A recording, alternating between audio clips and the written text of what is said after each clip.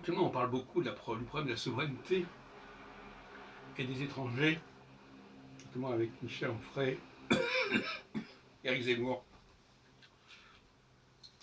C'est un sujet compliqué, parce que qu'est-ce que c'est qu'un étranger? Est-ce que c'est quelqu'un qui ne parle pas le français? Est-ce que c'est quelqu'un qui n'est pas juridiquement français?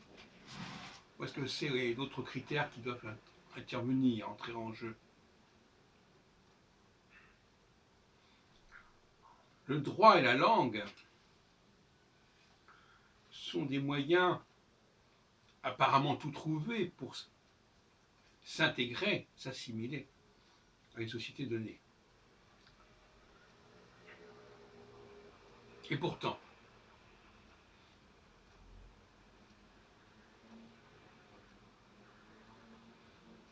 la francophonie recouvre un ensemble extrêmement hétéroclite de population, surtout si on l'élargit, comme je fais, à des langues qui ont emprunté massivement, plus ou moins massivement au français. Quant à la question juridique, elle vaut ce qu'elle vaut. Et même le fait d'être né sur le sol français, qui crée un fait juridique, qu'est-ce qu'il faut en penser réellement?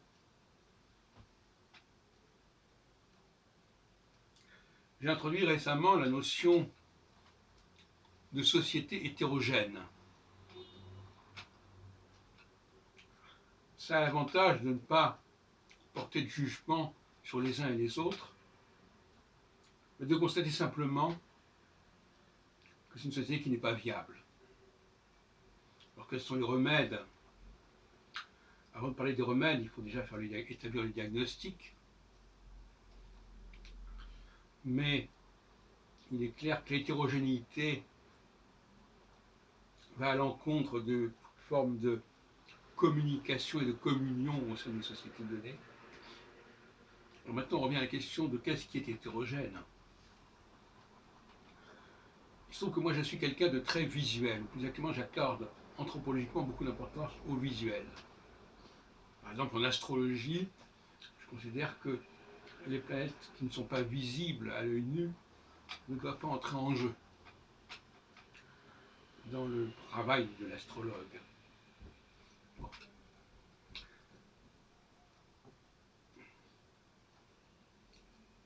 L'hétérogénéité visuelle est quelque chose d'important.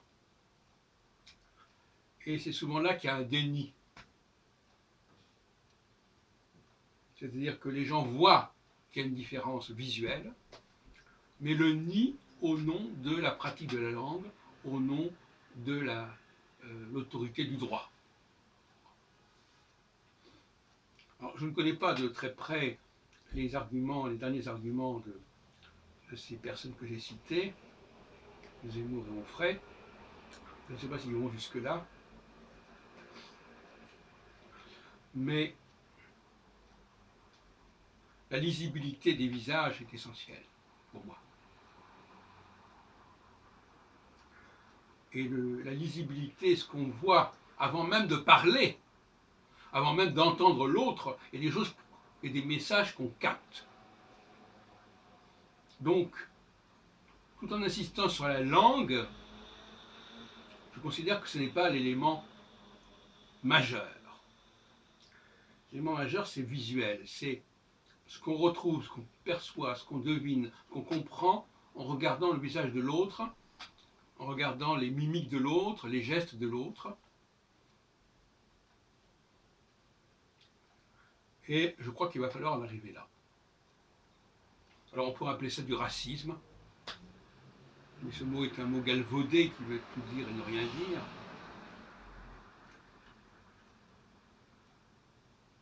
En cette période de coronavirus, où le visuel est bien mal en point, avec ces masques qui font qu'on ne voit pas le visage de l'autre, et bien justement, on s'aperçoit que dans une société où il n'y a pas de visibilité, pour une raison ou pour une autre, soit parce qu'il y a un masque, soit parce que la personne a un visage qui n'est pas lisible par une certaine catégorie de personnes, mais c'est réciproque. La xénophobie est toujours réciproque, de manière ou d'une autre. Eh bien, lorsque le contact visuel n'est pas là, ou ne fonctionne pas, il y a un vrai malaise, et il y a le sentiment d'une société qui a perdu son unité. Même à l'époque des guerres de religion, il n'y avait pas de problème visuel, en fait. Il n'y avait même pas de problème de langue. Les gens n'avaient pas la même religion, mais ils étaient de la même race, ils avaient la même langue. Et par conséquent,